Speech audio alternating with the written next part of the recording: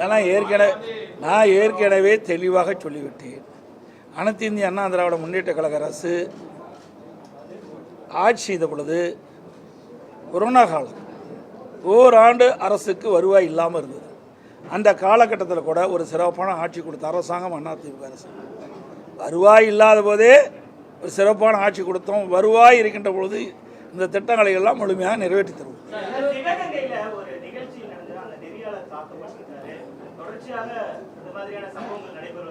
ஆமாம், அது இன்றைக்கு இல்லை, இது பல தடவை செய்தியாளர்களை திராவிட முன்னேற்ற கழகம் தாக்கப்படுவது இயல்பாக இருக்குது. இது வன்மையாக கண்டிக்கத்தக்கது. செய்தியாளர்கள் செய்தி செய்கின்ற பொழுதோ இல்லது அவர்கள் செய்தியை படம் பிடித்து கொண்டிருக்கின்ற பொழுதோ அதை தடுத்து நிறுத்துவது அது சரியாக இருக்காது. ஏன்னா திமுக அது கை வந்த கடை தானே. நீங்கள் போடுற சப்போர்ட்டில் தானே இந்த அடி அடிக்கிறாங்க. நீங்கள் கரெக்டாக இருந்தால் இது மாதிரி நடக்குமா சொல்லுங்கள். நான் பல முறை சொல்லிட்டேன், அதிமுக ஆட்சியில் இப்படிப்பட்ட சம்பவம் நடக்காது.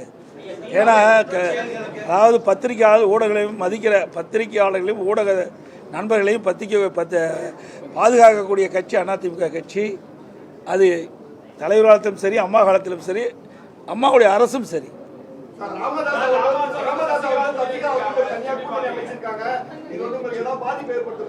எந்த பாதிப்பு ஏற்படுத்த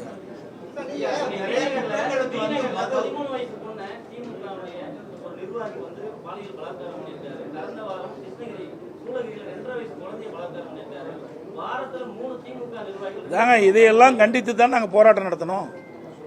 இன்றைக்கு தமிழகத்தில் நிலவுகின்ற இப்படிப்பட்ட சம்பவங்கள்லாம் கண்டித்து அனைத்து இந்திய அண்ணா திராவிட முன்னேற்ற கழகத்தின் சார்பாக சென்னையிலே என்னுடைய தலைமையில் நடைபெற்றது.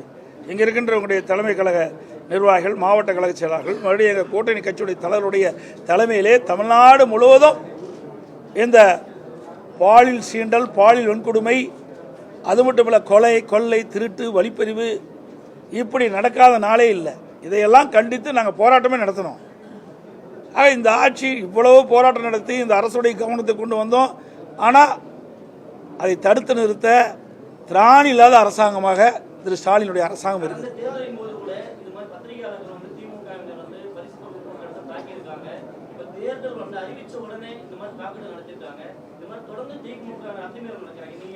அதெல்லாம் ஏற்கனவே நான் சொன்னேனே, இதுக்கெல்லாம் அடிப்படை நீங்கள் தான்.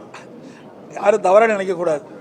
நீங்கள் அவர்களை பெரிய எப்படி என்னன்னு சொல்கிறேன்னா, ஒன்றுமே இல்லாதவங்கள பெருசு பண்ணி காட்டுறீங்க. அவர்கள் அது பெரிய ஆயுதமாக பயன்படுத்துகிறாங்க. நம்ம யாரும் ஒன்றும் செய்ய முடியாது, என்ன வேணால் செய்யலான்னு. தயவு செய்து அருள் கூர்ந்து பத்திரிகையாளர் ஊடக நண்பர்களும் இனியாவது உங்களை பாதுகாப்பதற்காக அவர்களுக்கு இப்படிப்பட்ட அதாவது சம்மதமே இல்லாத செய்திகள்லாம் வெளியிட்டு அவர்களை உயர்த்தாதீங்க.